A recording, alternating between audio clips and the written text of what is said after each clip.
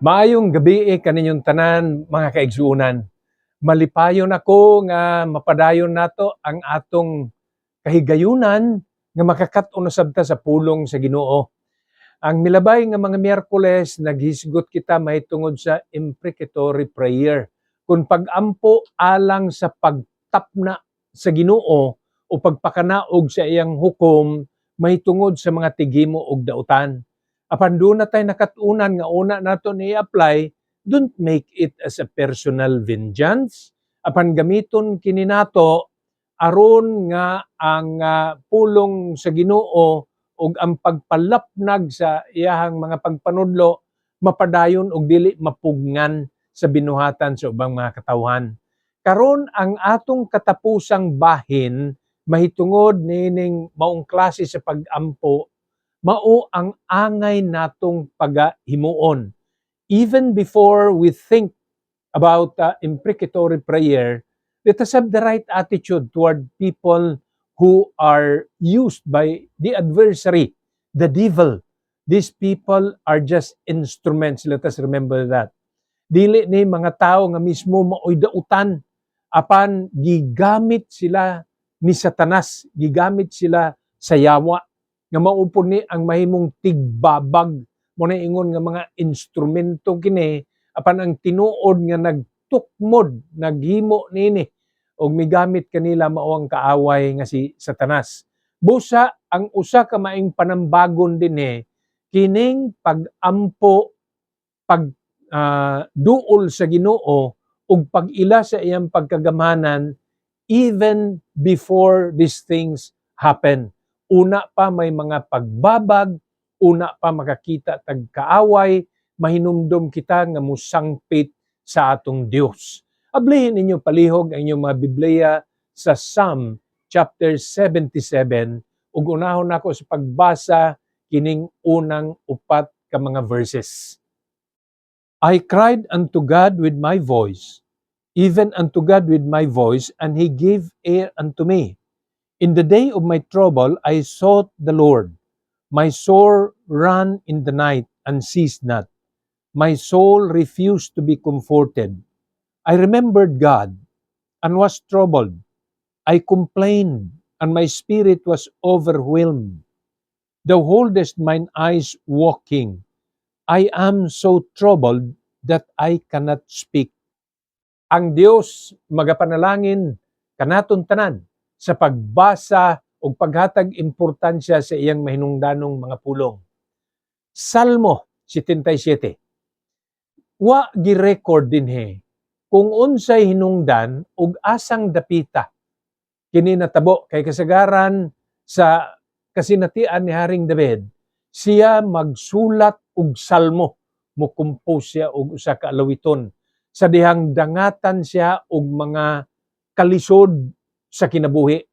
Apan bisan og wala kini na mention, bisan og wa kini gibutang sa balaang kasulatan, apan nag-agi siya og mga kalisdanan.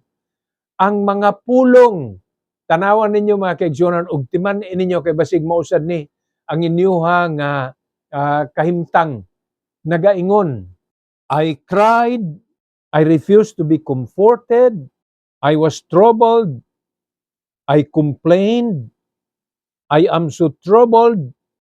Pipila kini sa mga sitwasyon nga naagian ni Haring David. Mo nang nangita siya og hupay, nangita siya og tabang. So those words, when you are in trouble, when you are in the days called gloomy days, you sigh and then you cry for help. Mao na ang sulti, mituaw ako. Unya ako nahasol o nasamok na ay mga panahon nga ingana ta sa atong kinabuhi. Dili ta makahibaw maghimo og desisyon bisan sa ginagmay na lang nga mga butang kay nasamok ang atong pangunahuna. Kaagi na mo ana nga bisan gani og muadto na mo og grocery unya kamo naglibog na ug unsay angay himuon, dili ingon nga wa mo'y kwarta ha. Dili ingon na kulangan, pero nay mga panahon namon ta kay kwarta pero nahasol ka nga di ka magkapangunahuna, di mauusahay imong mapalit ug naa ka sa grocery store Mo na mga panahon na nga, I complained, I cried unto the Lord, I refused to be comforted, ug bisan pa ug wa ka na malit, bisan pa ug naa kasi imong katulugon, mao pa lang imong pagmata ang dayon nimong mahunahunaan. Ang unang mutuhop sa imong panghunahuna, mao dayon ang suliran nga imong ginahimo. Unya nagapangandoy ka nga unta damgo lang ni. Mo na ingon sa uban ba nga sitwasyon nga bangungot. Ang mga sitwasyon nga ang mga gakatabo sa imong kinabuhi, mulaom ka nga unta damgo lang, dautang damgo lang. Anang mo na ingon la bangungot. Mana apan matuod kini imong ginaatubang nga mga suliran. Those are the times that you need help. You need to find solace in the presence of the Lord. Morning panahon na mga kaigsuunan, sangpit sa Ginoo. Dili ni solusyon dayon nga magampo tang tapnaon sa Ginoo ang buluhaton sa dautan. Because imprecatory prayer should not be a vengeance, should not serve for our personal gain, but it is for God who will pour out His judgment sa usa ka tawo ngadto sa usa ka tawo nga nagababag sa buluhaton sa Ginoo. Dirita mga kaigsuunan sa Psalm chapter 77 verse 5 and 6. I have considered the days of old, the years of ancient times. I call to remembrance my songs in the night. I commune with mine own heart, and my spirit made diligent search. Mao ni mga kaigsunan ang tudlo sa balaang kasulatan. Sa dihang ikaw nag-agi, naglibog ka sa imong sitwasyon, nahasol ka, nasakitan ka, nabugatan ka, bugat ang imong ginapasan, di ka kahibaloon sa himuon. Hinumdumi ang kaayo sa Ginoo nga nanglabay. Remember the past mercies of God.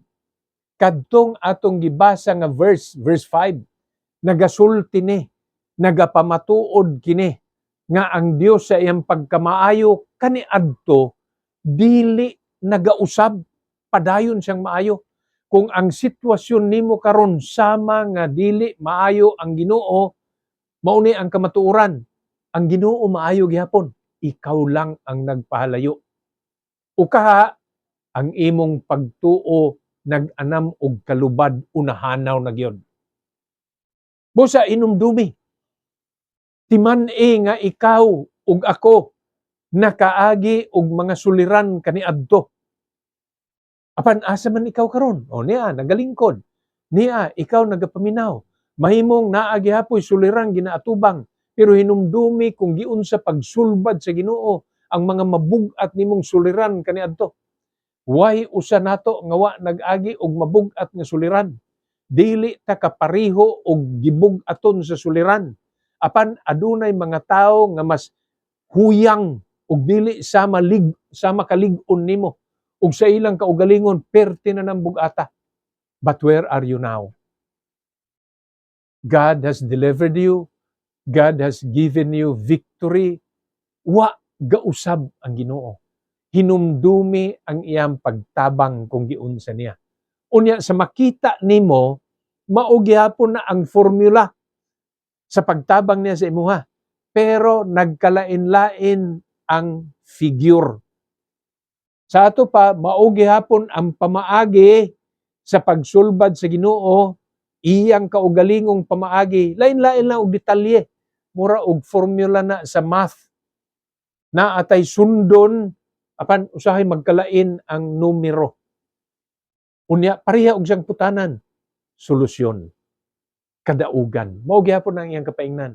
Muna higala, igsuon, ayaw patumba tungod sa suliran. Ayaw undang ug alagad sa Ginoo tungod sa suliran.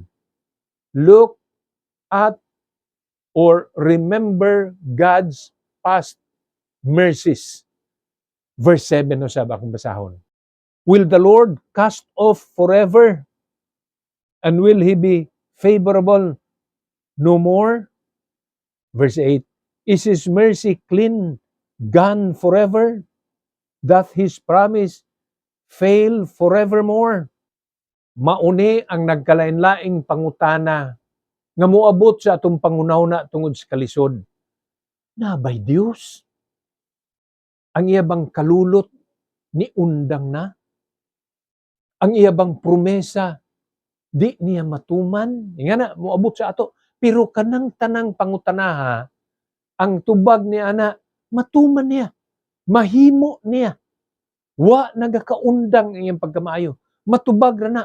Apan kay nahasol ikaw sa dagkong suliran, sahay mahimo natang short-sighted. Ikaw, ako, kumupadata sa atong pagbati, kumupadata sa atong pagkatawhanon, ang atong pananaw dirin lang kutob, short-sighted. Lantaw pud tas unahan, hangad pud sa Ginoo, kay luyo sa mga kapanganuran ang adlaw masanagon gihapon. Muni ang himo ni Haring David, ako mihinumdum sa Dios. Ako nagmeditate ug namalandong sa kaayo sa Dios. Remember God's past mercies. Sa dihang gihimo kini ni Haring David, nakita niya na kadaugan, adunay solusyon, naay pamaagi ang Ginoo. Dili ko ang ngayang mawad-ag paglaom. Mauusab unta ni mga kaigsunan ang imong dangatan. Moabot na gani ang panahon sa kalisod, gibug-aton, sama nga wa nay nahigugma nimo, sama nga wa nay mutagad nimo, hinumdumi ang Dios mutagad og nahigugma kanimo. Next verse, 12 and 13. I will meditate also of all thy work and talk of thy doings. Thy way, O God, is in the sanctuary. Who is so great a God as our God? Pwede ni nga maihulagway nato. Nga bisag naa kay problema, panahon maghatag pasalamat, pasalamat gihapon. Basaha pag-usab ng maong verse, makita nimo na. Naay suliran, naay kalisod, pero testimony time sa midweek prayer meeting, dili ka mo ingon, wa ko'y pasalamatan, di ko mo tindog. Ang imong angay himuon, mag-una pa hinuon ka. Salamat sa Ginoo. Kay bisag na ako'y babug-at nga problema karon, apan nagsaad siya og kadaugan. Mao na ang ingon sa balaang kasulatan. Basahon na ako pag-usab. Thy way, O God, is in the sanctuary. Who is so great a God as our God?